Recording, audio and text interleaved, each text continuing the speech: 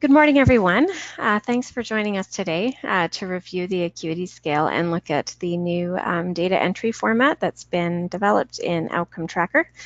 My name is Kat Van Willingen. I am the Research and Projects Advisor with ACWS, and my colleague Irene Hoffert, who consults with ACWS on research and evaluation, is with me as well today. Do you want to say hi, Irene? Hi, everybody. So we are expecting a few more to join us, but I thought it was important that we get started in case there are a lot of questions, so we have sufficient time to address everybody's comments and concerns. So for those of you who haven't attended a webinar with us, there are two ways for you to participate. So because we have a larger group today, I don't know that we'll be doing a lot of using of microphones. It just tends to not work very well when we have, over 10 people or so in attendance. So instead, there's a chat feature in your webinar pop-up that you can use to send messages to the entire audience. There's also a questions section where you can direct questions to Irene and I, and we will be taking regular breaks throughout the presentation to address questions as they come up, just to ensure that we get to them while they're relevant to what we're discussing. So I'm also keeping my email open, so if you prefer to email me, I'll keep an eye on my inbox and do my best to catch any questions or technical issues that you want to send my way through email as well. So I did let you know yesterday, but I'll review it again today. We have a few new shelters who are entering into the second stage project group with ACWS. And so we'll be providing an overview of the Acuity Scale. Some of you may have already received this overview, so this will be a refresher, but offering an overview of the items on the tool and its intended use, as well as the different ways that you can administer the scale and then manage data for the scale using a new format in Outcome Tracker. Okay, so for, again, the benefit of staff who may not be familiar with us, so the Alberta Council of Women's Shelters serves as a collective voice for 38 member organizations who operate around 50 shelters in Alberta. So Shelters, Your Shelter, is a voluntary member and works collaboratively with ACWS and the other shelters across the province to participate in research and evaluation projects. This information sharing and networking supports the development of leading practices in our sector. It supports the acquisition of adequate resources and collective advocacy for shelter operations. Influences public policy and social change, increases public awareness of issues related to family violence, and provides professional development opportunities for Alberta's sheltering movement. So that's sort of the function that we provide on behalf of our membership to shelter staff. Okay, Irene, would you like to give us an overview of what the second stage shelters within the network have been up to for the past 5 years or so? Absolutely. I hope you can hear me okay.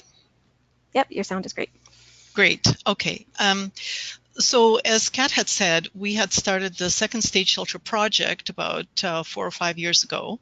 And at that time, I think we had about 10 or 11 second stage shelters that were at that time really not involved in a lot of aggregate data development and collection. It was also a time when there were only 2 second stage shelters that were funded by the government in Alberta, and the remaining shelters had to fundraise for their daily expenses, which was quite a heavy load. So one of the directions for the second stage shelter project was really to put the second stage shelters on the map, to really understand the work that they did, but also showcase the work that they did, and also help people while doing that, support second stage shelter capacity where it was needed to improve data collection processes and to be able to report on the work that they did. So that was the second stage shelter project that we started about 4 or 5 years ago. And we started it with, you can see on this chart, with the promising practice literature around second stage shelters. This, by the way, is available on ACWS website for everyone. It was an extensive literature review. We developed second stage shelter logic model along with the participants of the second stage shelter groups. Then we developed some tools or reaffirmed some of the tools that were already in use, like, for instance, danger assessment tool, and then identified tools that would be most appropriate for the second stage shelters to use. We also did some interviews with staff and the clients to understand the impact of shelter work, and ultimately produced a report, second stage shelter report. And we actually did 2 versions of it that spoke to the work that second stage shelters did and the outcomes of the second stage shelters, which were actually quite awesome. And as a result of that, or partially as a result of that, the government had provided this additional funding to more second stage shelters across the province, which was a really great outcome of that, in addition to also us being able to do informed service delivery. So then we can move on, Kat, to the next slide. So Acuity Scale was another outcome of the second stage shelter project. One of the things that was happening at the time was there was a homelessness scale that was used across Alberta that wasn't as effective as what was needed to account for the unique needs of women and children with domestic violence issues that were in second stage shelters. So the membership, the second stage shelter members, thought it would be really important to develop an acuity scale that was specific to the women with domestic violence issues. So, which we did together, and there's the next slide will show you the process in doing that. This slide speaks to the different categories that allow you to see the type of complexity that women are experiencing. So why do we need to know about the complexity of the women's issues? Well, it's so that we can, first of all, accurately describe the types of issues women experience in the shelters and be able to speak to it in a simple way, but also so that we can plan support service planning. So the ranges in the acuity scale allow you to direct your work and understand how much work is going to be required to support a particular woman's experience. So if we can go to the next slide, Kat. So how did we develop the acuity scale? So today, obviously this workshop today is about acuity scale, and we'll talk about how do you complete it, when do you complete it, and then also how to use Outcome Tracker to help you complete it. So the process of acuity scale development was quite involved and extensive, and really involved the second stage shelter directors and also some of the appointed staff, as well as the literature review. So we didn't create it kind of just ourselves. It was a very intensive process that included expert consultation, statistical analysis, continued testing. So you see literature review as one part of that process. We did a data collection process, which meant that the members, your shelters, went away and actually completed the initial versions of the scale and spoke to us about how that worked. And then we implemented some changes based on your feedback. So you could see the draft and consultation process. Then reliability testing, we've done several analyses that allowed us to look at whether or not the scale was produced the same results from different people's completion of it or at different times. And so we've ultimately ended up with fairly high reliability scores, which made us say that, yes, this scale works. But having said that, doesn't necessarily mean that it's finished. As you will see today, I will identify a couple of points in the scale that still need to be tested. What we're doing now, the time in our process is really moving the scale away from paper completion, which is what we've been doing so far, to a much simpler completion using outcome tracker. So I think I'm going to stop here, Kat, and before we go to this, the next version, and maybe have people ask questions if they have any about the background of the second stage shelter work, as well as the background around the Acuity Scale development before we go into actual practical information about the scale and how to complete it. Great. So yes, please feel free to send your questions along. At this time, Irene, we don't have any, but maybe let's pause for a moment and just see if any come in. Okay, and maybe while people are writing their questions, if you can give me the presenter thing, and we can get that done.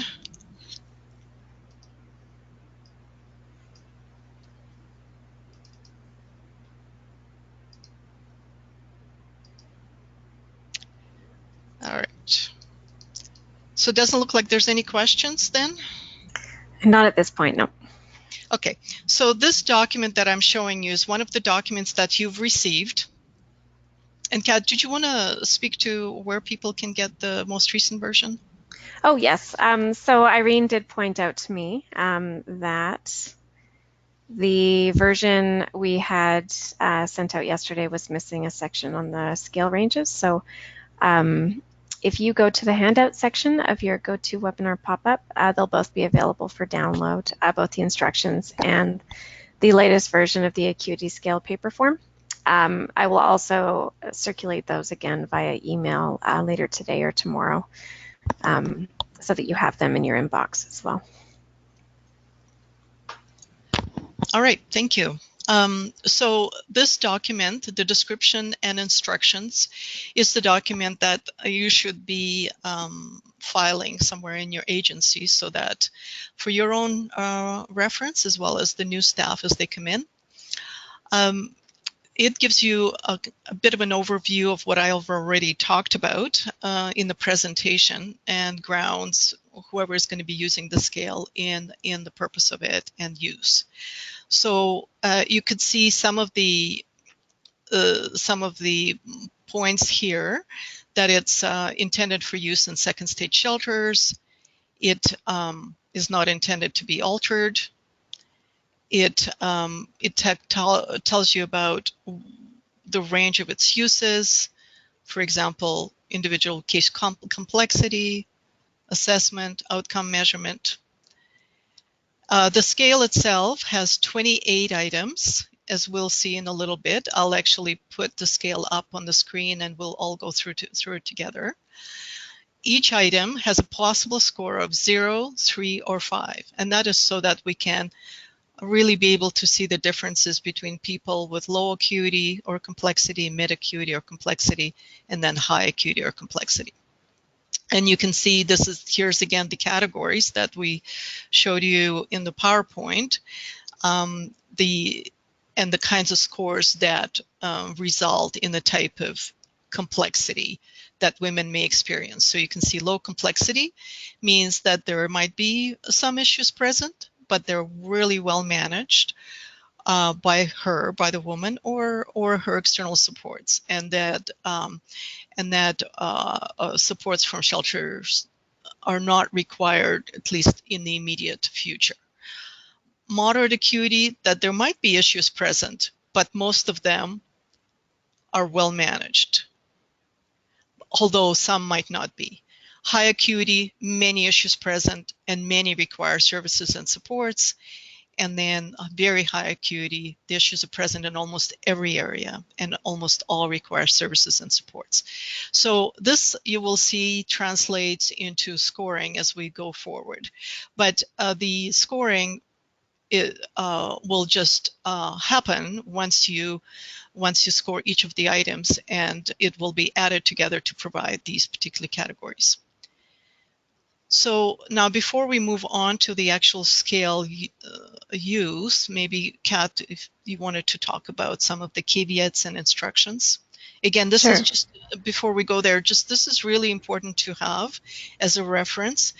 I totally know how these things work. It's very easy to, forget, or for new staff to not know how to do this. So it's really important that people, whoever is going to be using the Acuity Scale, and it's usually the staff, it probably should be the staff working with the women, they should make sure to read through these and be very clear about what the requirements are. Mhm. Thanks, Irene. So a few caveats for use. So the scale is intended for use now within the outcome tracker database. So the paper form is available, but will no longer be relying on a manual submission of that paper form. We ask that you, if you continue to use the paper form, that you use that form to enter data into outcome tracker. For shelters who are not using outcome tracker and wish to manage the data in another database, we can certainly connect and support developing the tool in your separate database. For outcome tracker, which will be the focus of today, the scoring instructions for each item have been built into the database, and the scale total has been designed to calculate for staff. So staff will still be required to provide item scores for the majority of items, but the total scoring and the range information will be provided to you automatically as you complete the scale. It continues to undergo revisions and testing. So as Irene mentioned, there are a few items that the second stage shelter directors are refining, and those changes will be reflected through updates in the database, which we will communicate to shelter directors and administrators to pass along to all staff using the tool.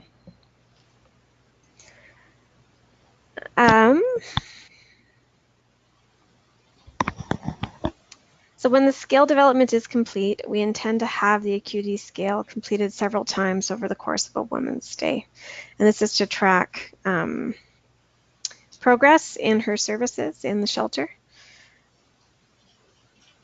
But until this time, so in the interim, we will only request that you complete it once, as close to a woman's admission as possible to reflect sort of the circumstances she's in when she first accesses your shelter services.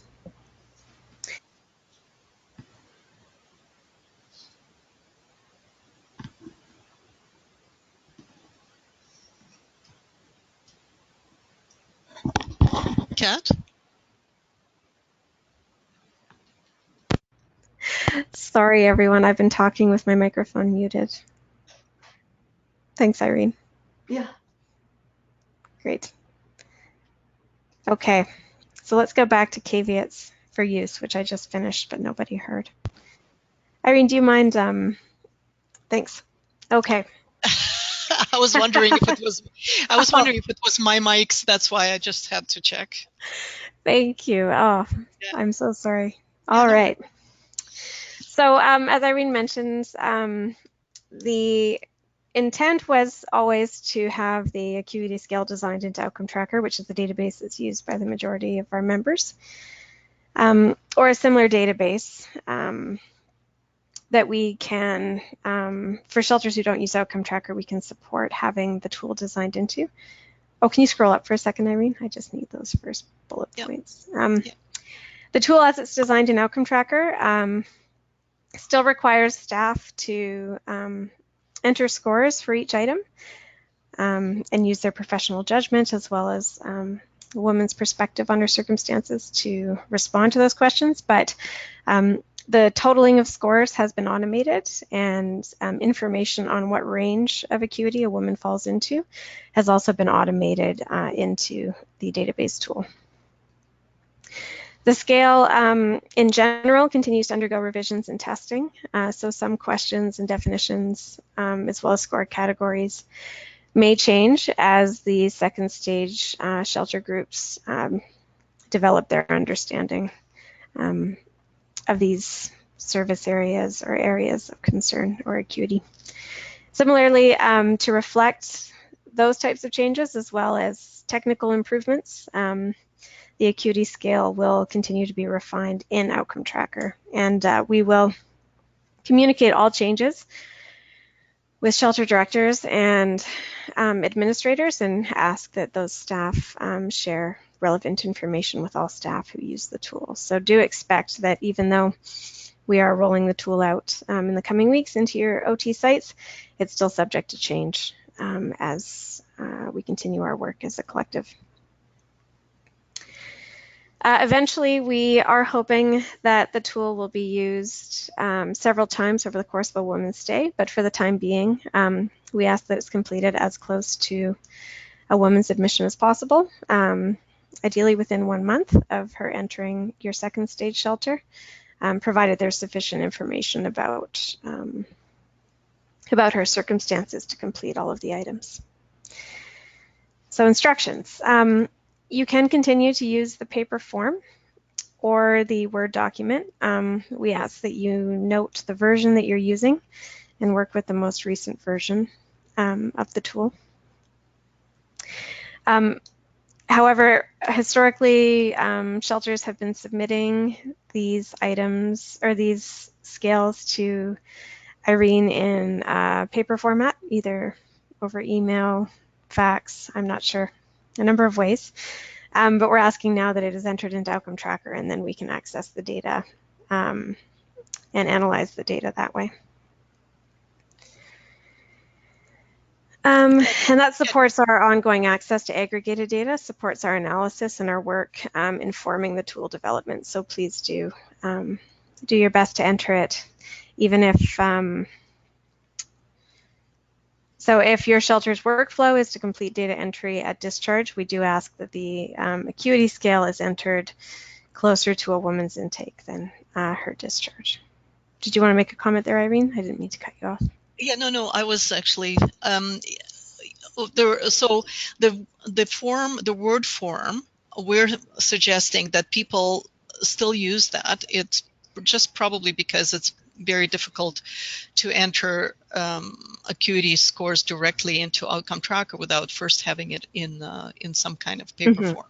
Yep. So yeah, so we're suggesting a 1-2 process. So use the Word form and complete it, either by writing in it or typing into it, whichever, and then using that to then enter information into Outcome Tracker. Great, thank you for clarifying. Yeah, and then they can store it, in appropriate ways, whatever your processes are in your shelter for storing information, probably in the client's file, I would imagine. Yep. Mm-hmm. Great. Okay. So if additional relevant information becomes available over the course of a woman's stay, we ask that this information gets updated both on her admission form, where a lot of relevant acuity information is collected, as well as in the Outcome Tracker acuity assessment, so that you do update responses to items as you learn more information about a woman. The scores should be based on both yours and the woman's assessment of her situation, as determined over the course of supports and service provision. So for those of you who may not have been using the acuity scale, we ask that one is completed for all women who are currently in your shelter, even though they may have been admitted a while ago, and that you begin completing one with every new woman who is admitted to your shelter. The assessment should be based on information that's relevant to her most recent admission. So for women who have multiple admissions to your shelter, rather than taking that longer term view, if you could work with the most recent, her most recent circumstances around her admission, that would be appreciated. And please make the assessment based on the information provided by the woman, doing your best to minimize interpretation of her situation. So do you want to elaborate on that, Irene, or is that pretty straightforward? Yeah, no, sure. Yeah. So what we want to come up with at the end is a consistent tool or a consistent ratings of women's complexity.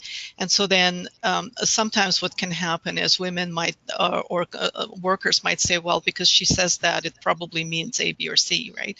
So we don't want to do that. We want to stay to just what she tells you, so you don't want to kind of make up information that might not be there. And that's really important because we are looking for consistency. So you have to think about, would another staff member working with the same woman make the same conclusion? So that's really what has to be in the back of your mind all the time, without trying to be moving too far out of what the actual information is. And just maybe a little bit more on that. If you don't have the information on it, it's better to wait until you do have it, than try and make something up that you think would be the most relevant to what might be happening. I think that's probably addresses that. Great, thank Okay. you. Mm-hmm. So we have provided where possible, so you'll recall from, and you'll see when Irene presents the paper form, that some definitions and guidance around scoring for each item has been provided, and these same definitions have been made available in the outcome tracker tool as well. So before choosing the appropriate rating, read carefully through the definitions provided.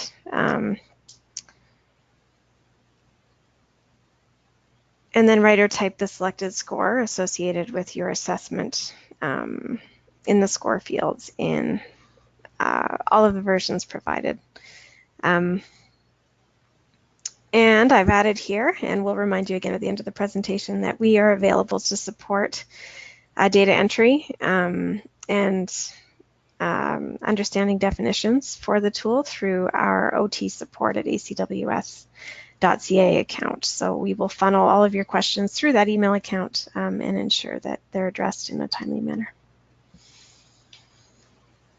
So as I mentioned, we've automated the calculation of the total score for you.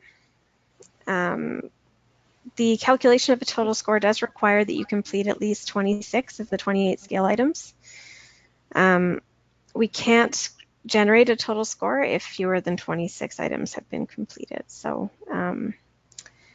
when there are one or two missing, what we will do is calculate an average to insert in the place of a score, and then that will inform the total score for the woman's acuity. Okay. All right. That's that. Any questions, anyone?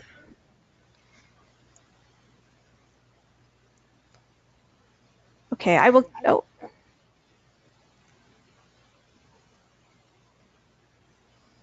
Okay. So I have one question. It looks like it may be more of a technical concern, so I will connect privately. Irene, if you want to go ahead and begin reviewing the scale. Okay, so I'll just close this and open up the scale. So this is the paper version of the second stage shelter acuity scale that we're suggesting. So you should all have that available to you.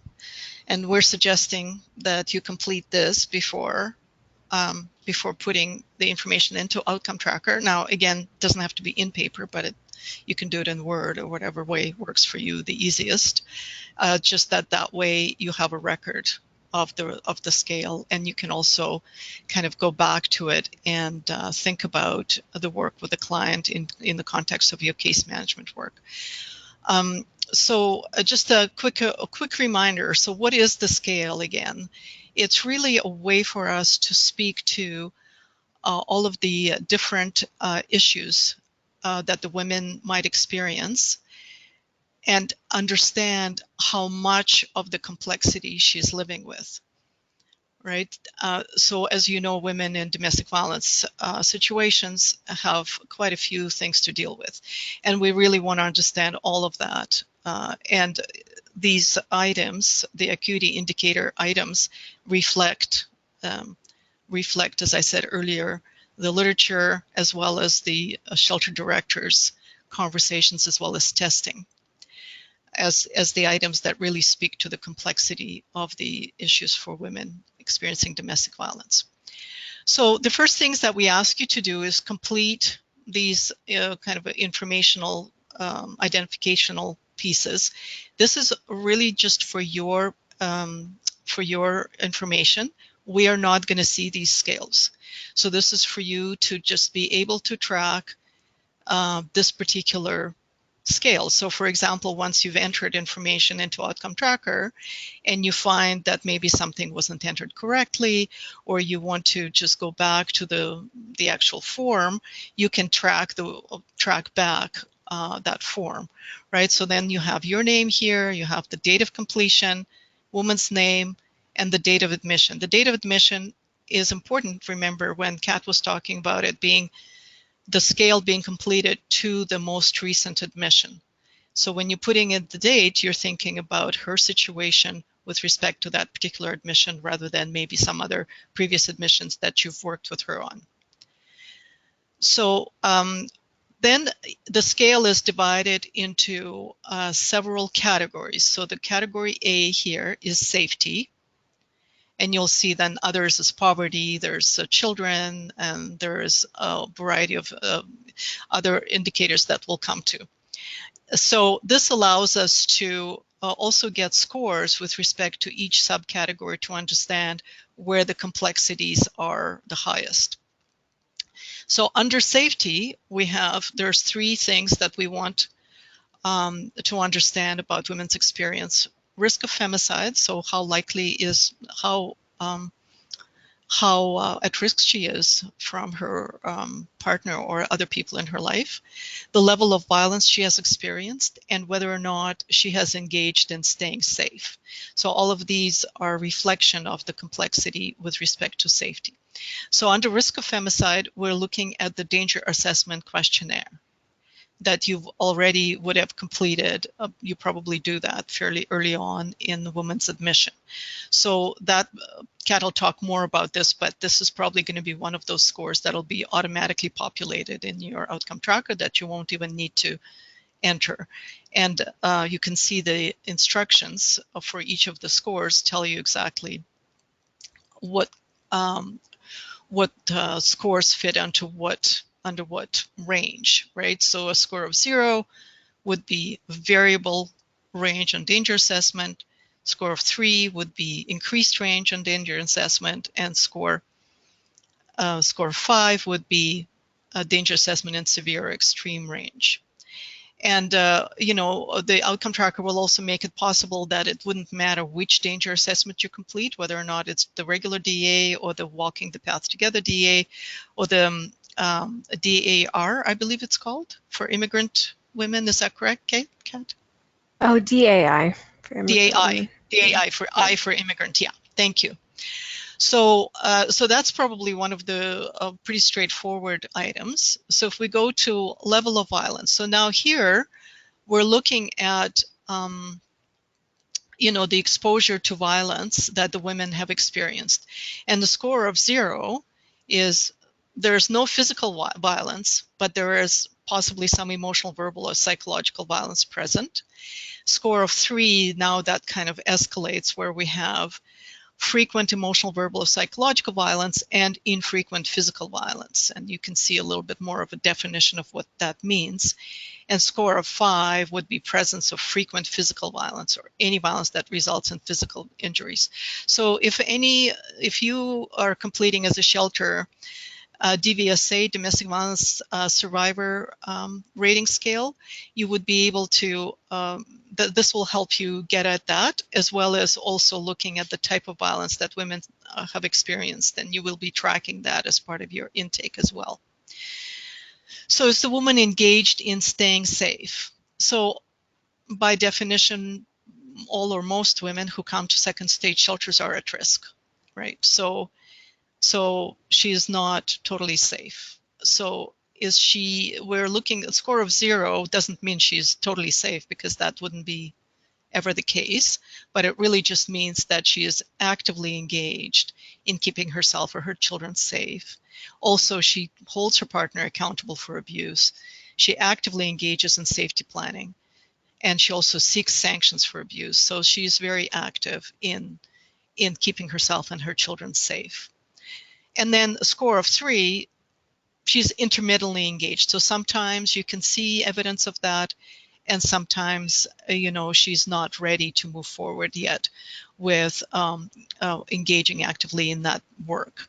And then the score of 5 is there's no engagement, there's no readiness to move forward in that area at all, in keeping herself safe.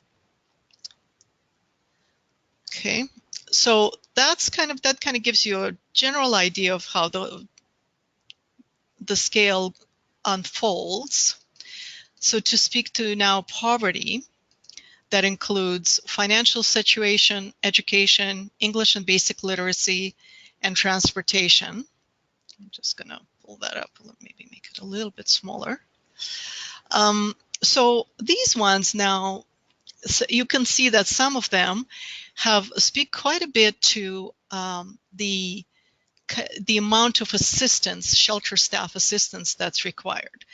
So the ratings are an interaction between presence or absence of an issue, as well as the amount of support that women require from the shelter staff, which is what makes it a complex case for shelter to support. So for example, with financial situation, the score of 0 would give us someone who has no concerns at all with financial situation, or has maybe very low level of concern that does not require shelter staff assistance, and adequate income is available or is about to become available. Now, moderate concern, that score of 3, there might be some financial resources, but they might not be fully adequate. And there might be a requirement for shelter staff assistance with all these various supports that I'm sure you know lots about. And then score of 5, there's very serious concern, or because there is very low income or lack of resources. So there's also lack of employment history comes in here, low level of education, or no eligibility for most entitlements. So then education is kind of similar, except that it's pretty concrete in terms of the level of education the woman has had, right? So if somebody who has completed high school or equivalent, or has some post-secondary, would have less of a complexity. Those who didn't graduate would have higher complexity, and those who maybe had some junior high would score as a higher complexity. So moving on to English and basic literacy. So this, but just to stop here for a quick second, so this is not just for clients for whom English is the second language. It's also for women who might just lack basic literacy. So it's for both in those instances. So you can see that a score of 0 would mean that someone is able to speak and read English without difficulty. And then if they're a newcomer, no translator is required, and no issues with basic literacy. So score of 3, again, there's some problems. There's some requirement for support, like an interpreter.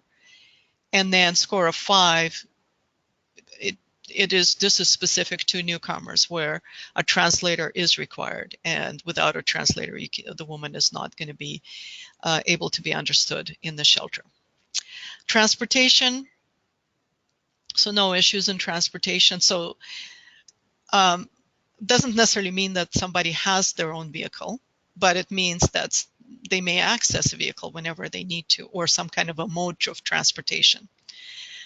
So a score of 3 has only access to public transportation or only someone's car. No barriers to using public transportation, but access may be, if there is a car, access may be sporadic and unreliable. And the score of 5, no consistent access to transportation, either public or personal. So one thing to say here is you can see how you really do have to read those definitions before putting in a score. So do not make an assumption that you you can make a judgment that, oh, it's low acuity or middle or it's high, because the definitions do make a big difference in how you score this. So please read them to help you put in the scores that are appropriate. So just I'm now going to move fairly quickly. So if people would like to ask questions or want me to slow down, please just write a question into Cat so that I can address them and slow down. Because I'm hoping that people have a sense now about how this is going to unfold. So the next acuity indicator is what supports does the woman have in place? So here we're looking at personal or informal supports, professional supports, and the length of time in Canada. So when we talk about personal and informal supports, you will see in the ratings, it's not about a number of supports, right? We can say, well, somebody has 20 supports, so they must be doing great. Well, that's not the case quite often, as you probably know better than me, because oftentimes women do not have positive supports, although they might think it's a supportive person, but that person might not be a positive support, that a person that encourages positive changes and positive behaviors. And so you will see the definitions here kind of putting together both of those. It's about presence of supports, but it's also about whether or not the supports are positive or reliable. Professional supports, this refers to professional supports outside of the shelter, right? So it doesn't count you guys, because we are here providing the support that the shelter can provide. This talks to the external professional supports that might be needed to help her with a variety of other issues, mental health, possibly physical health, possibly like doctors or legal support, lawyers, that's what we're talking here.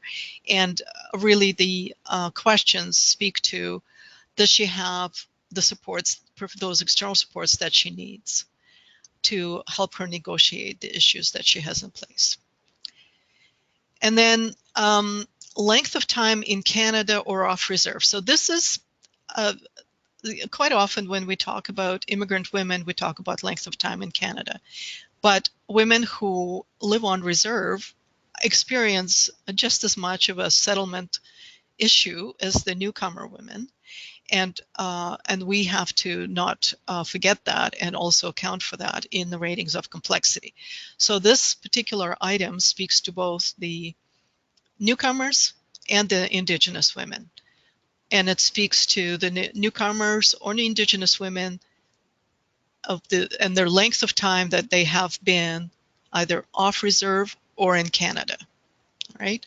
So a score of 0 would be if somebody is not Indigenous or is not immigrant, and we should change that term from Aboriginal to Indigenous, actually.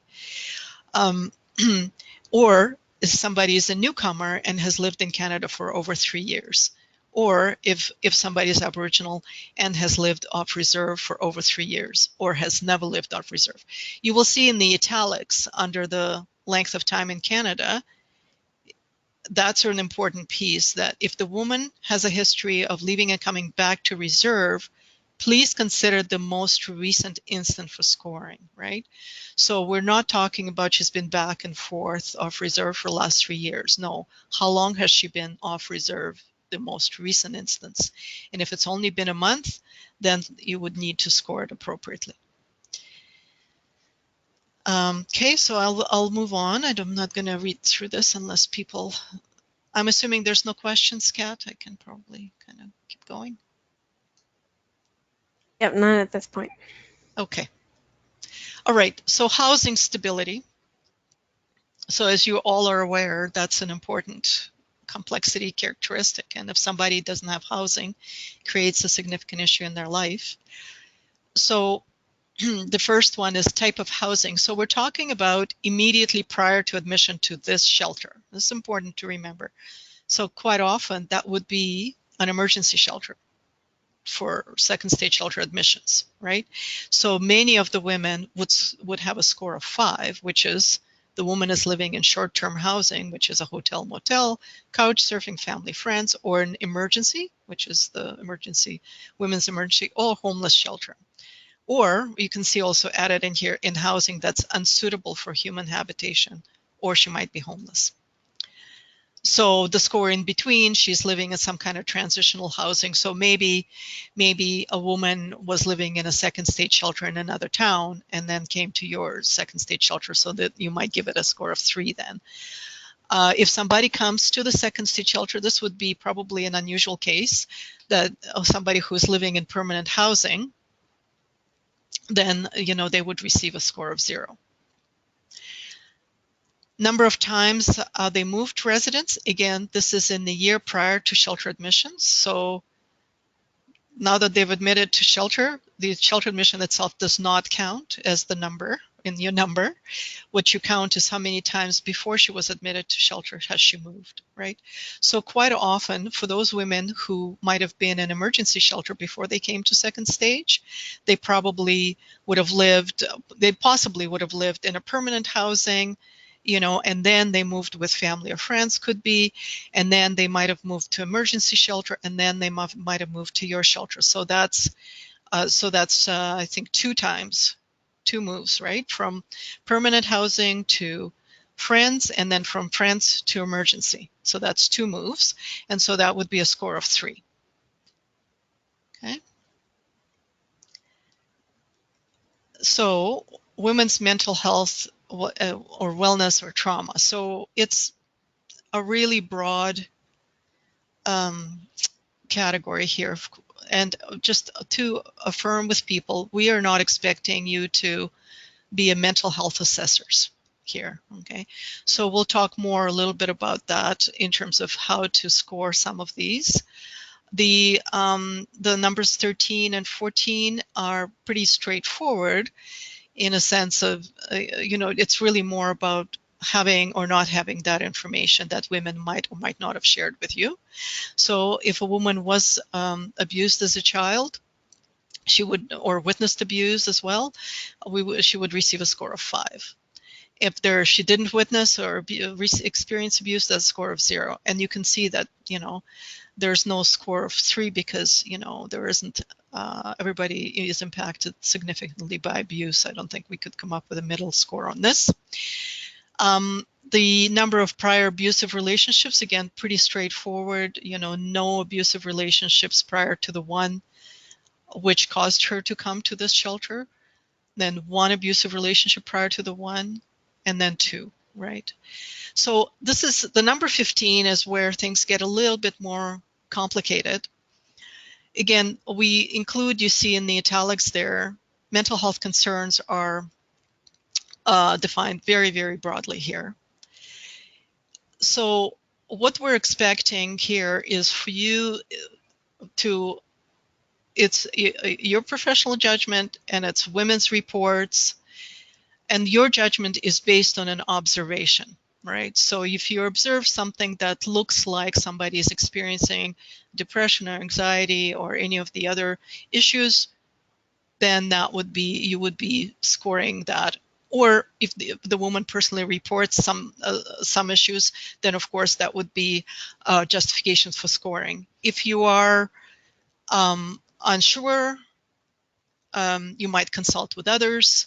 And if you're still unsure, then you would leave it blank or wait until you understand more about the woman as you work with her through her stay in the shelter. So you could see the score of 0 is she doesn't personally report, and staff members have not observed any mental health concerns.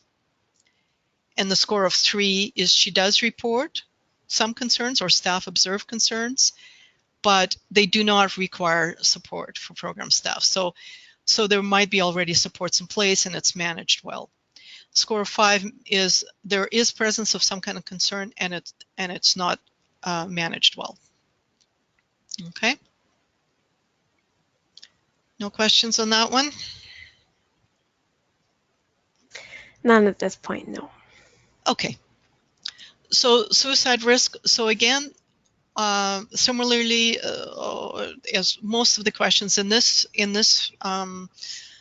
section, these are the questions that you might not have answers to, in the first month of your work with a woman, and you might want to wait until you have more information or the relationship builds where she's more comfortable to share with you about her experience. So suicide risk obviously is a very important complexity characteristic because that speaks to her life and her safety. So again, there is no observation or any suspicion of potential of suicide risk and no known history of suicide attempts. That would be a score of 0. A score of 3, there is a history, but there is no suicidal ideations or attempts, so it's well managed. And the score of 5, again, there is presence of risk and there is some recent suicide attempt. So that's a significant concern. And then addiction, again, under 0, you're seeing that you might see there might have been addictions in the past, but it's been successfully treated and managed. So that's a score of 0. Score of 3, then there's means addictions is present in some kind of way, but it's being well managed or treated. But you want to be sure that things are on track. And then a score of 5 means current active addiction and it's untreated and requires support. So physical health, very similar to mental health in the sense of how we rate these. So physical health includes just your general overall physical health, injury resulting from abuse, and pregnancy. So again, with physical health, she doesn't report any issues or they're not current. Score of 3 would be some condition, but it's managed. And score of 5 is a condition that's not well managed. Same with injury. Again, same kind of formula. Whether or not something is present and whether or not a support's required.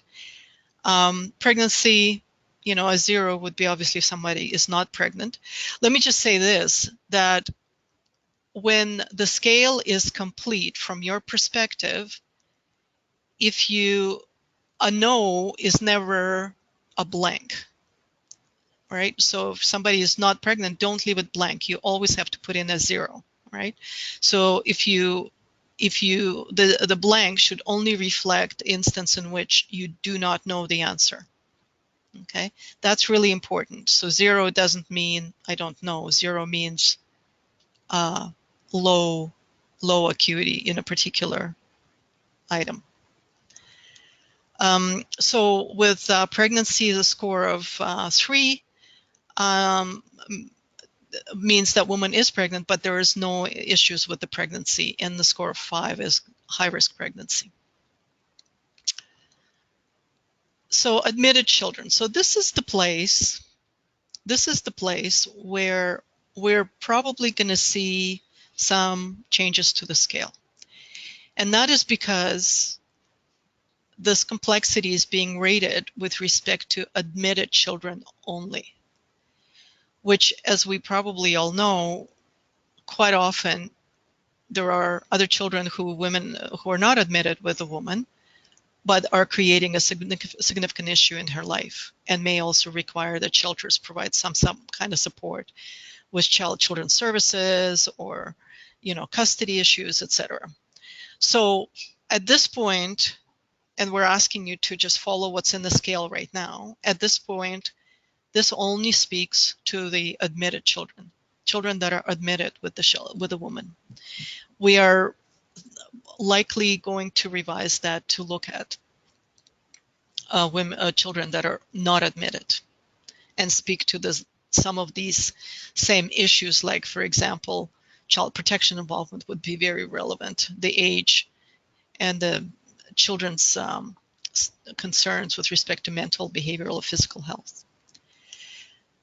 So number of children admitted, 0 would mean she has no children, or the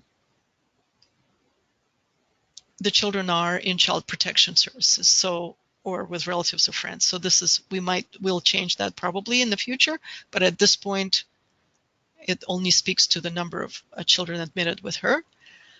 Score of 3, woman is admitted with 1 to 3 children who are in her care, and then score of 5, 4 or more children in her care. The age of children, again, if there's no children admitted, that will be a score of 0 in the age as well. The score of 3, here we're looking at complexity that increases as the age decreases. So the more younger children she has, the more complexity. So you can see the score of 3, where you have maybe 1 child under age of 6, and the score of 5, at least 2 children are under the age of 6. So child mental, behavioral, or physical health concerns.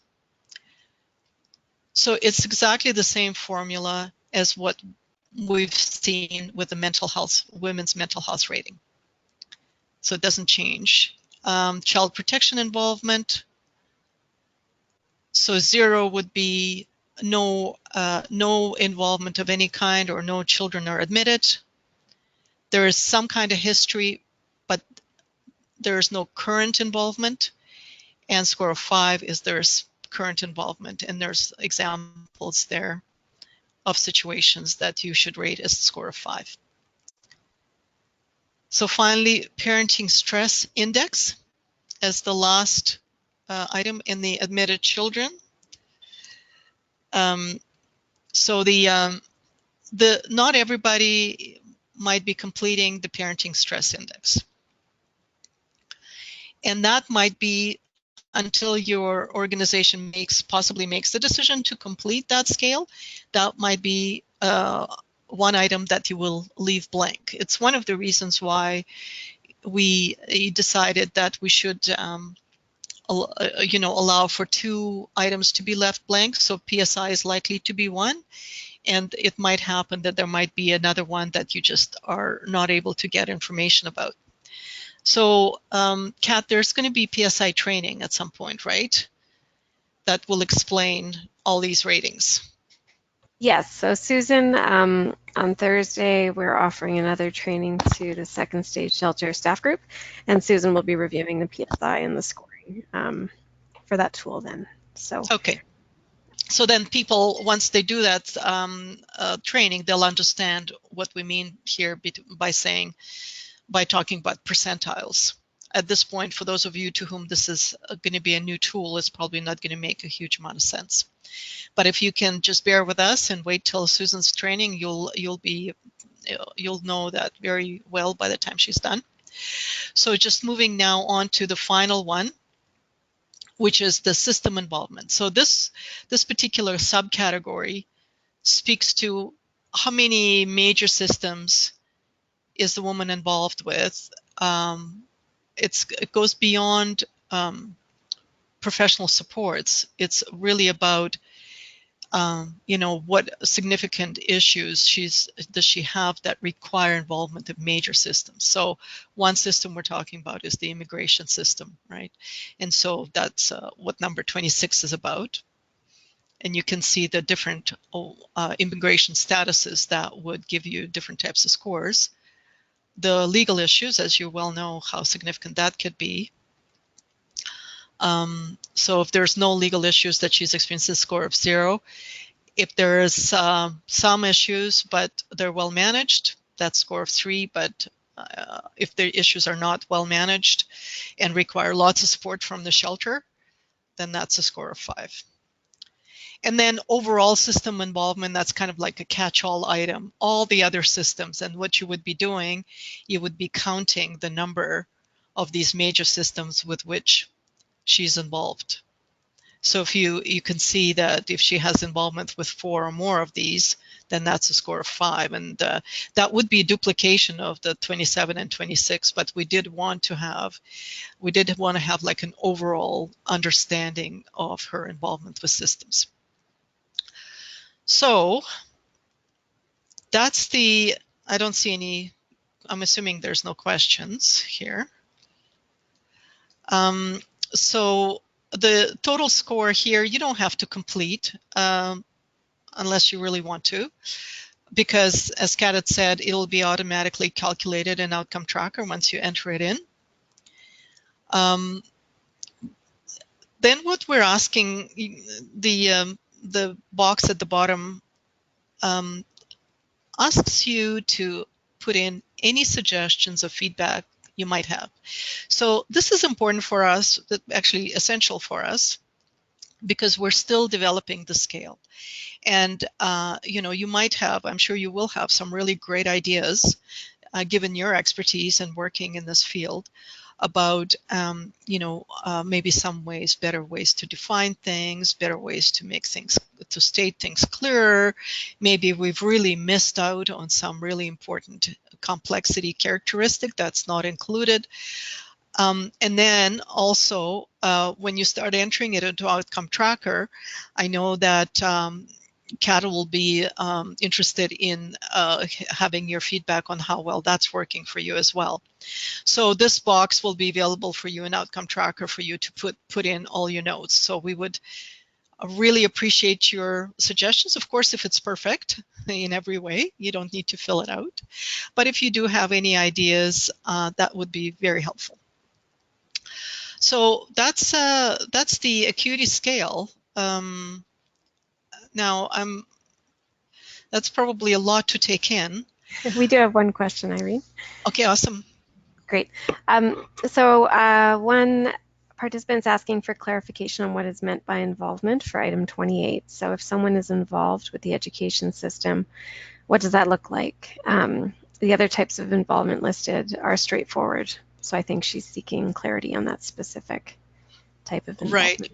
Okay, so if the woman, for example, is currently in doing a college degree, or is doing some kind of upgrading, or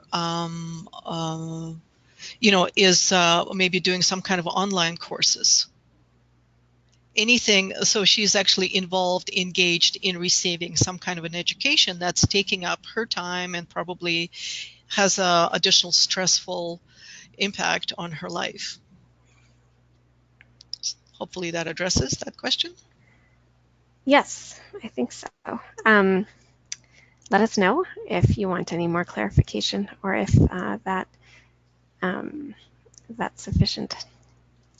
So I'm just going to, I think, wrap up by saying, so I do appreciate, for those of you who have not used the scale, it's quite a bit to go through all these definitions, but the importance of the definitions is crucial, right? We really need you to read through them before you make your decision of the score. So I think over time, I think some people might agree with me that have already been doing this, that over time you just kind of get used to it and you get to feel for it. But at the very beginning, it's really important to read through the definitions. And for that reason, we have them here, and we also have them in pop-ups in Outcome Tracker. Great. We have someone's hand raised, so I'm just going to check in with them to see if they'd like to use their mic to ask a question. Sure.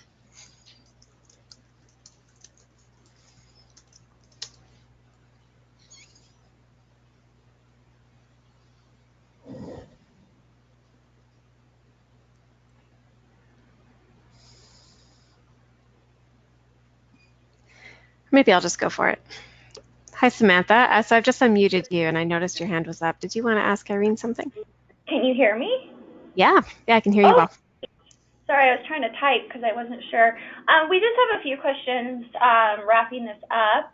Back to the PSI, Yeah. the Parenting Stress Index.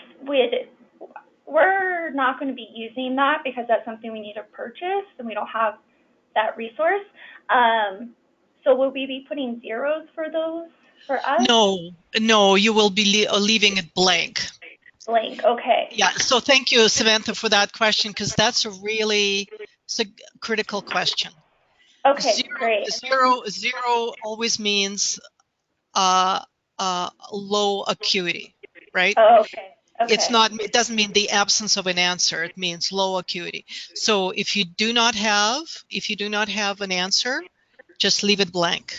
Blank. Okay. Yeah. And we had two more. Sorry. Yep. What happens when children come and go from shelter? Do we just update as that happens, or sometimes they will come back from child involvement, or they leave to go stay with grandma? Yeah. Yeah. Yeah. So if the child is admitted at any point in her stay, Okay. you would be So fill counting that that out. child. Okay. So Yeah. at any At any point. uh, So if she might have 3 kids, for example, she might be admitted with one, right? And right. then the second child might come, in the second month or something. And then the first child might leave in the third month or something. Then the number of children admitted would be 2, right? Because there's been 2 children admitted over the course. Okay. And Okay. you would be making all your judgments with respect to all of these children. Now, so what that requires is you kind of going back, right, to the acuity scale and changing some numbers, Okay. possibly, because you might not know that a child might be admitted, in the month 3, right? Right. Yeah. Okay. Does that make sense? Yeah. Okay. Yeah. And then our last question is, with our current clients, do we fill out back when they first were admitted, or do we just do from present on? Yeah. You would fill out back to when they were admitted, as much as you can, right? But what happens, I appreciate also, it's not a black and white necessarily, unfortunately, which is your job is not black and white, is that you don't find out that somebody has addiction issues until month 3, right? Right. And it doesn't necessarily mean that she just got the addiction issues, but she probably has had them when she first got admitted, and you're making that assumption. Okay. Okay. Is that, yeah? Sorry, and then ESL, are we considering it education? also with education, are we counting ESL, like those type of like second language classes? No, let me just put that up here. I guess there's two ways to interpret that, Irene. Like for the system involvement, would you consider language classes a yes? Yes, Yeah, I guess thank you. that's where we're looking at, is the systems involvement. So not Yeah. necessarily that's where their education is at, but that's one thing that they're working on. Yes, so this education that's on screen right now, number 5, only has to do with where they are in terms of formal education, right? Like Right. high school, post-secondary, college, all of that. The number, what is it, 28? Yeah, all the Yeah, that means any kind of education, upgrading, ESL classes, anything that she is doing to get to be involved in the education system in any way. okay, perfect. Yeah. Okay. I Any other questions, ladies? Sorry, there's just a few of us watching this. Yeah. What, do they look at it when you first put it in and then at the end? Oh, Do and they compare, or do they just change it? we're just curious too, from our point, how often is this data pulled? Well, we do updates with second stage shelter executive directors on a quarterly basis. Okay. So it doesn't matter if we're still collecting that data, it will still go in? Yeah, so our preference is always that the data gets entered at this as close to the time when it's collected as possible. And maybe Kat, you can speak to that because that relates to just general data entry into Outcome Tracker. Mm-hmm. Yeah, so I mean, most shelters will be on a schedule um, of completing, the intake form within a month of a woman's admission in order to meet their reporting requirements. So we understand that not all this information may be available at that time, but to try to do your best to reflect that sort of admission experience in your scale completion would be appreciated. Sounds good. Thank you. Yeah. Okay, did that get all of your questions, Samantha? Yes, thank you. Okay, I just Yeah, want to make and sure. can I just say those were actually awesome questions. Oh, thank you. Yeah, I really appreciate the asking because, if you guys are thinking those, I'm sure there's at least one other person who is. so thanks for, gathering those up for us. Yeah, that's great. Thank you. Yes, definitely. So we have another question here, and I've just put you back on mute, Samantha, but if you want to be unmuted again, just throw your hand up and I'll unmute you. So from another shelter that's fairly new to the tool, they're curious if, in terms of administering the tool, they are to bring the paperwork into a meeting with the woman and go through it together, or if they would complete it, like would staff complete it sort of reflecting on earlier conversations or contact with a woman?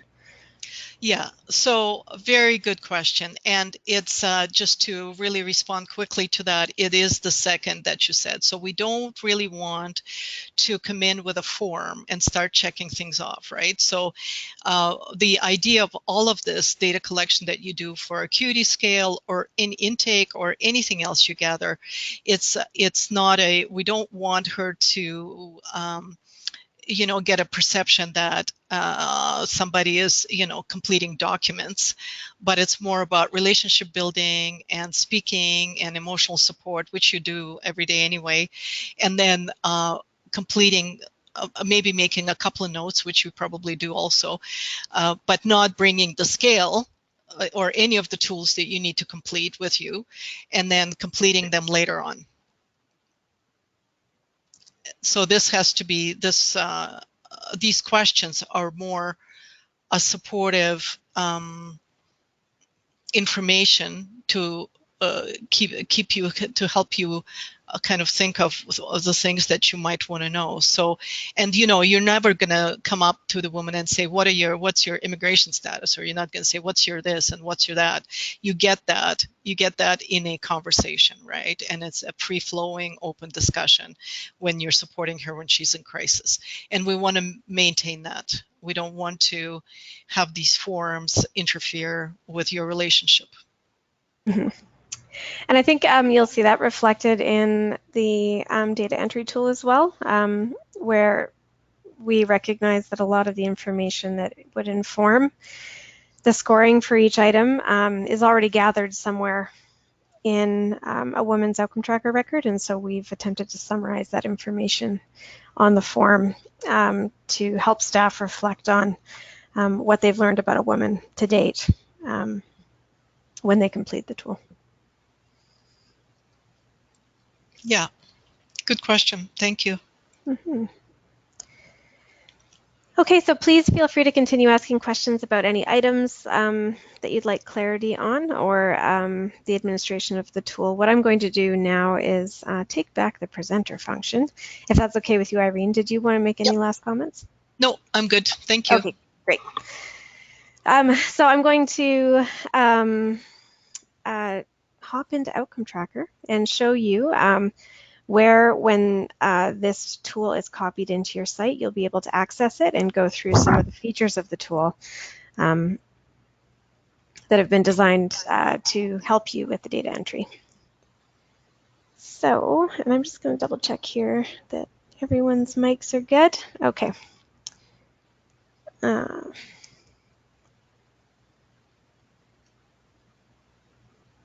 Sorry, bear with me 1 second while I tinker with our settings here. Okay. So I'll just go back here to people organizations. So what we've done and sort of the trend we're taking in general in Outcome Tracker is designing many of these tools that incorporate automated scoring or a lot of features that support data entry onto tabs that can be displayed in women's records for data entry. We find that data entry is a lot easier when it exists on a tab, and so that's the approach that we're taking here. So under people organizations, the tool will display on the residential adult role.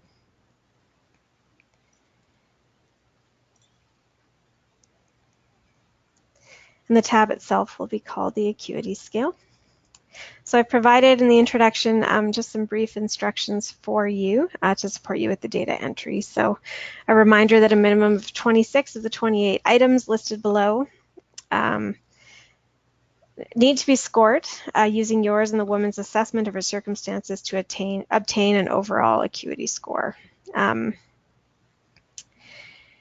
Again, referencing where you can find the directions that we've reviewed already, which exist on the paper form, as well as the help text that we've inserted to support you or to make the definitions from the paper form available to you in Outcome Tracker. So you'll notice here that if I hover over the question mark next to the score field, that the definitions that we provided on the paper form are also available here for your reference. So another feature of the tool, so for each of the items, what we have done is we have also, in a read-only format, summarized data that we know exists in a woman's record, either on her intake form, on her danger assessment, on PSIs that have been completed for any of her children, if she has children in shelter,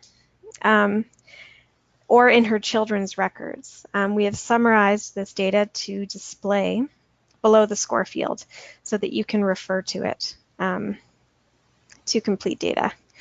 So I do want to caution that not all of the information that is relevant to you assessing her score on an item is necessarily in Outcome Tracker.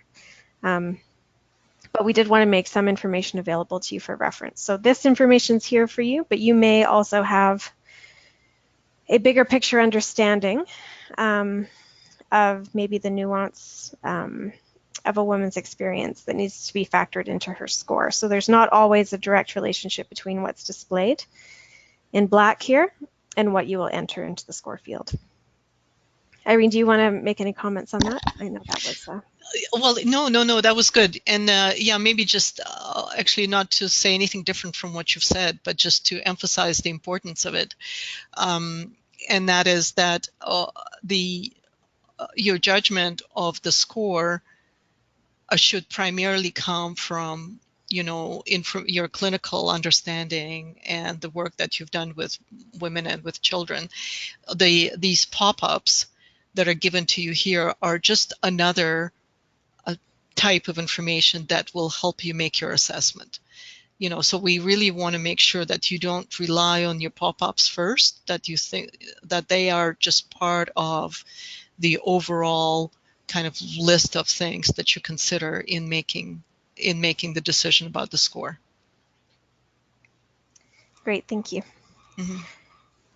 So where we can provide some automation, we have. So for instance, for the total DA score, the rating for the risk of femicide score is pretty prescribed based on the total score that's that's obtained through the DA. And so where possible, we will automatically populate that item score for you, just to help simplify the data entry process.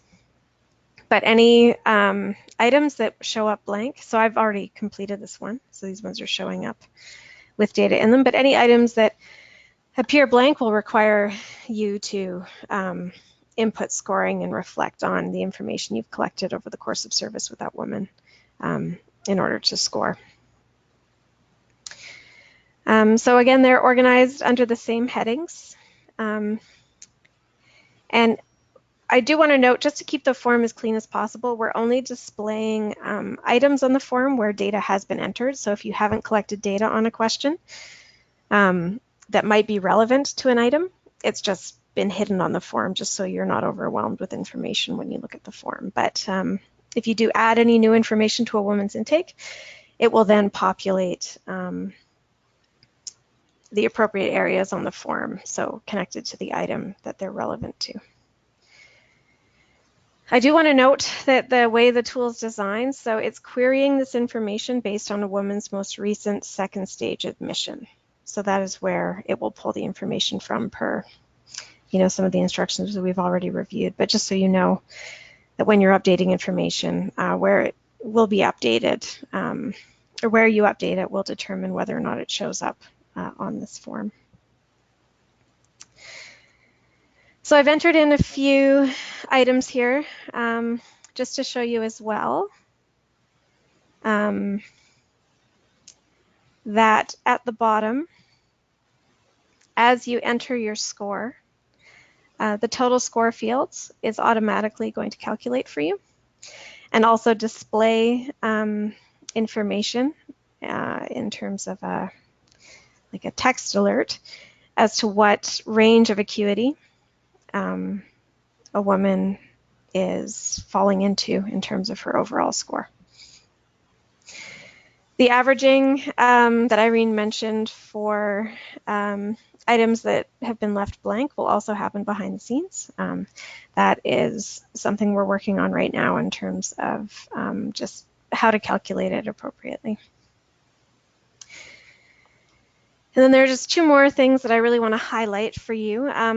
We have the feedback box here, so we can directly access your feedback on this tool, so it's really appreciated that as you're encountering maybe additional information we could make available on the form to help you complete a specific item, or some layout or formatting issues or any issues with calculations that you observe, if you could communicate that information to us through this text box, that would be great. It would be really helpful to us so that we can keep on top of the form improvements and make sure that the form is working for staff, supporting their workflow, and not making it any harder than it needs to be. And Irene, I think you spoke already to the other feedback you're interested in that can be communicated here as well, which has to do with as you're learning more in your experience about different items and how well they're actually speaking to the reality for women in shelter. So one example that was already mentioned was whether the kids' information is capturing the full picture of how children impact a woman's acuity. That type of feedback is also really appreciated in this text box.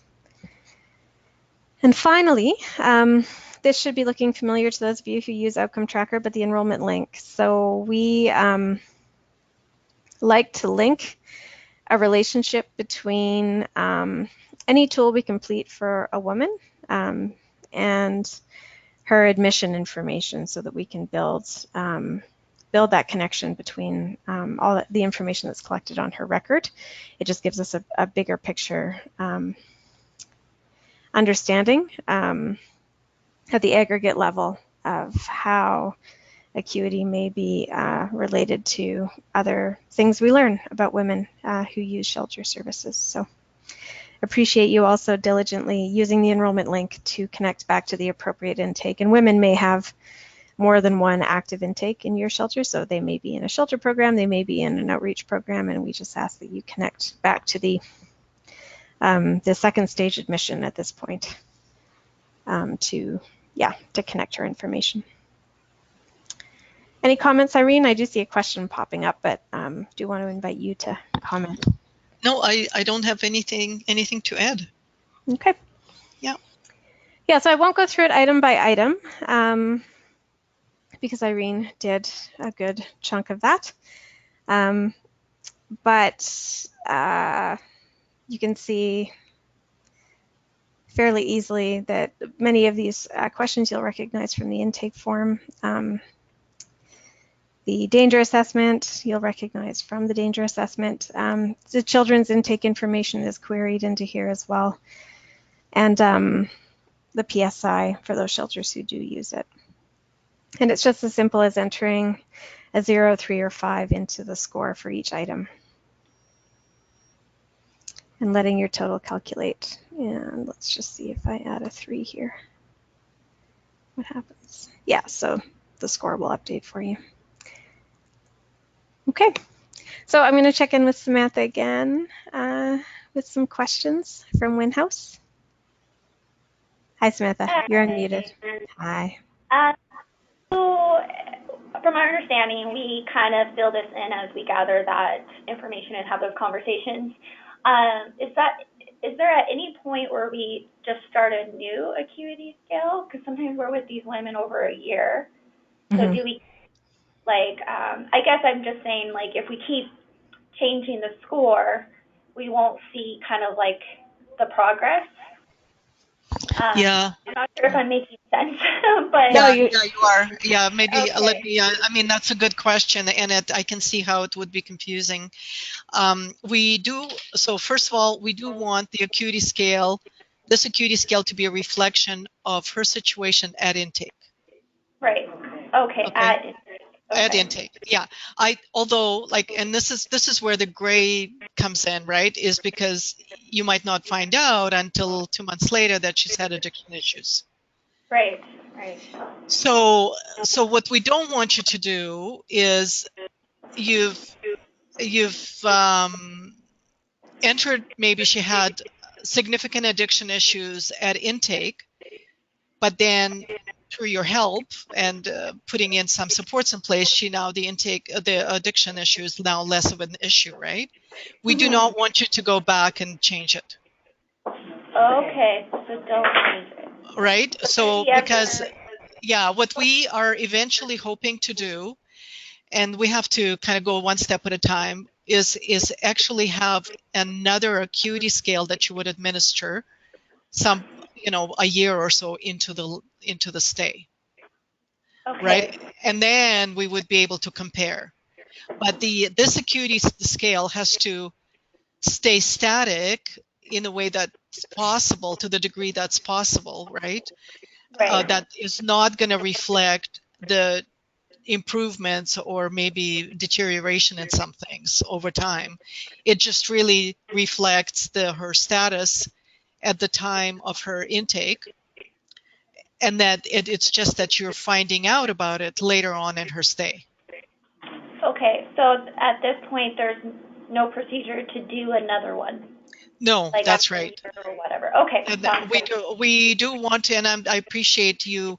I think that's we've been talking about needing to do another one, and what we want to do is kind of get this one solidly in place and have you guys using it, and then hear back from you and fix it up if we still need to, like we've fixed up the children's piece and maybe some other ones with your feedback. And then once we've done that, then we'll be doing the second one so that we can track the changes. Sounds great. Thank you. All right. I think what I'll do based on that question, Samantha, is update the instructions here in the introduction to also maybe clarify what we mean by gathering new information about a woman and how this form would get updated over the course of service, because that's, I think, a really important distinction. So thank you. Okay. Thank you. When they're updating it, like when we put it in and it's not complete, are they averaging anything we don't put in initially? Okay, so I had one question, is if everything's not complete at admission, do you guys just take the averages like you were saying before, or how would Yeah. that, I guess, look? Yeah, so at the time that we pull the information, it's very possible that there are going to be some scales for some women that are not going to be complete. And so what then happens is if she has, you know, less than 26 items complete, then we're just not going to include that particular scale in that particular roll-up, right? Okay, so if she's Yeah, just not Yeah. very yeah. engaged and we just can't get that information, we just opt Oh, out on that. Save it though? yeah. So because what we don't want to, if we're going to enter information, we must enter information that we know is true, right? Or to the best of our ability, we know is true. So we don't, and it's better to not guess and just miss, I guess, Yes, some scales, right? Then so because we do want to have a real good understanding of the women that we serve, right, and clear understanding. And even if we don't have everyone included in a particular roll-up, that's fine, because then she'll probably be included in the next one, you know. okay. Yeah, So meaning next one, meaning like the next quarter, or? yeah, Yeah. that's right. Okay, That's right. Yeah. okay, so maybe we're not ready to do it right away. So if we were to get, let's say, 5 items answered, do you still want them inputted, or not I yet since there's no 26? Yeah. Well, that part, and maybe Kath, you can help with this one, because this is kind of more about you know, processes that would be more efficient in terms of data entry. I I would defer to. I would say that you enter information as soon as you get it. Mhm.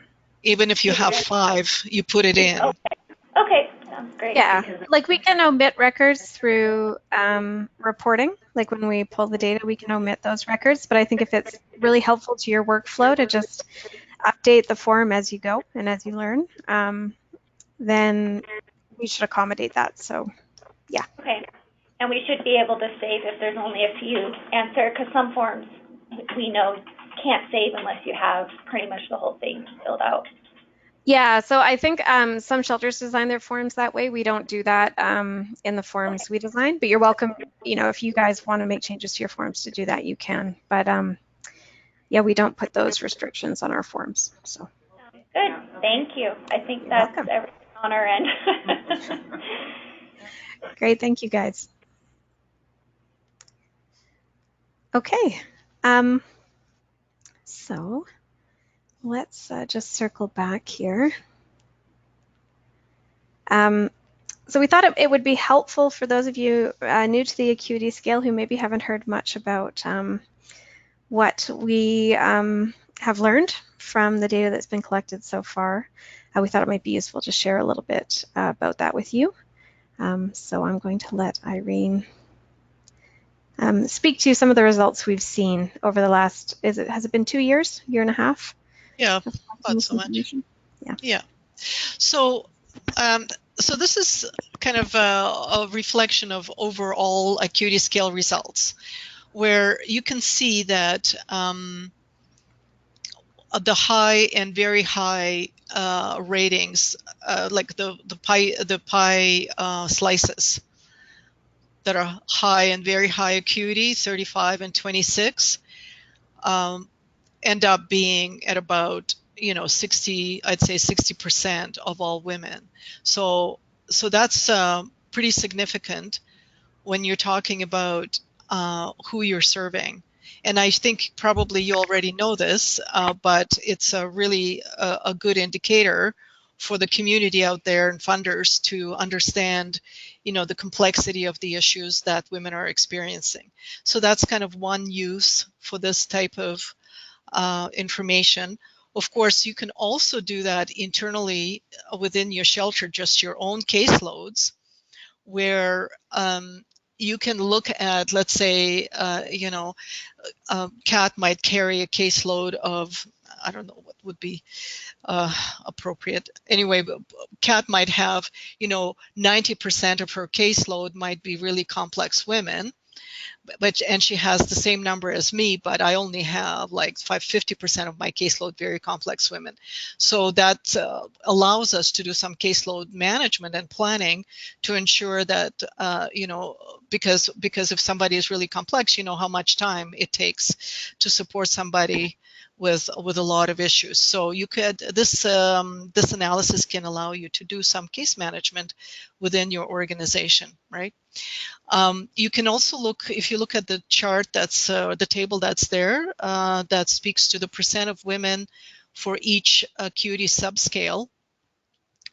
You can see where, in what areas the complexity is the highest, right? So safety, as we all probably know, is the highest, followed by housing, which reflects very closely what women are experiencing in second stage shelters, and then the children, and I bet that number would come up once we include children that are not in shelter.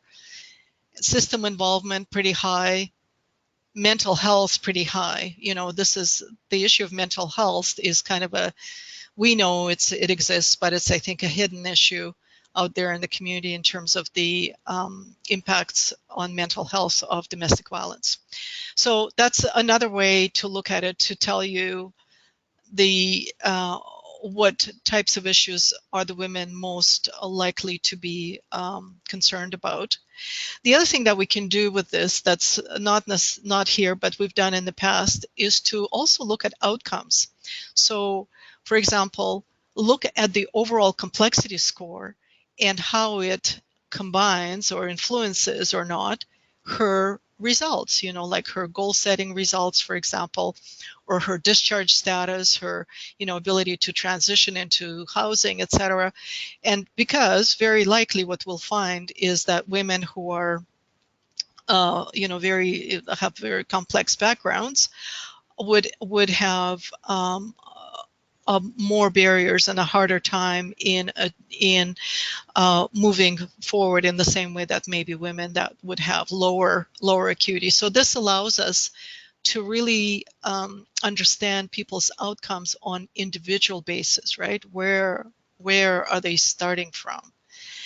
The other thing that it helps us do, like one of the things that we're looking right now at with respect to acuity, is as the shelters are moving into trauma-informed approaches, then we might be able to see yearly trends that would show us an increased proportion of women who are experiencing more complexity coming into the shelter and maybe staying in the shelter for a long period of time or longer period of time, because the shelter's trauma-informed approaches allow it to better support women with complex needs. So those are just some examples of how it can be used and how we've used it in the past. And of course, one thing I've mentioned earlier right at the beginning was that it's a good tool for case management, where you can determine what kind of supports to put in place for the woman as you're working with her while she's staying in the shelter.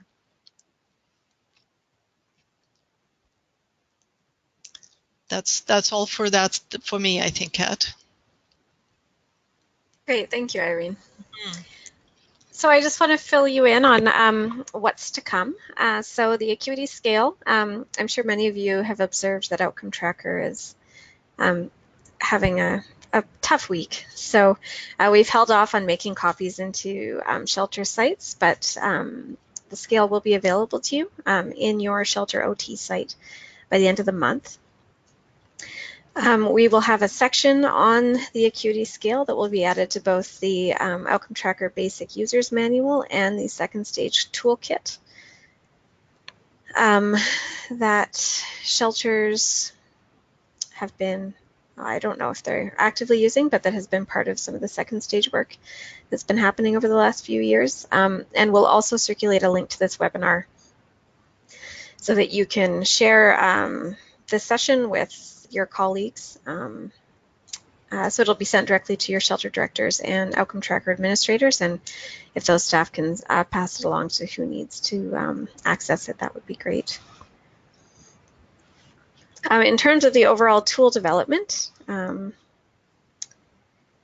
just for your information, so ACWS will be seeking publication on the Acuity Scale, which is an exciting endeavor that the second stage committee has taken on. The second stage directors continue to meet quarterly, so this data is being used quarterly to inform discussions about services and programming. So just so you know, it's being reviewed quite frequently, and it will also potentially play a role in some studies that this director group will participate in the upcoming, I don't know if it's months, years, but we do have some projects coming up that we see this tool playing an essential role in. So if you have any additional support needs or questions, we will again be sending a link to this video, but we also have, I want to say, about 40 outcome tracker support videos available to our members through our member support YouTube channel. So if you need any additional assistance, there's a ton of resources there available to support you with your data entry. And we also have our support email. So we're committed to getting back to members and their questions within 1 business day. And we just ask that you direct your questions to your shelter's OT administrator, who then reaches out to us. It just helps us keep track of our member requests and manage information about member requests when we work with a designated contact at each shelter. So I appreciate you doing that. And yeah, I think that's all for me.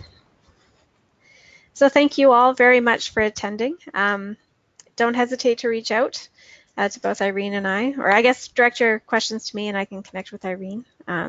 So we have everything organized. And yeah, wishing you all a great day. And Irene, any last comments you'd like to make? No, I don't. Just, do people have any more final kind of comments or questions that you've seen? I have not seen any new questions come in. Let me just scroll down here. Okay, great. Well, yes, thank you again, and have a great day. Take care, everybody.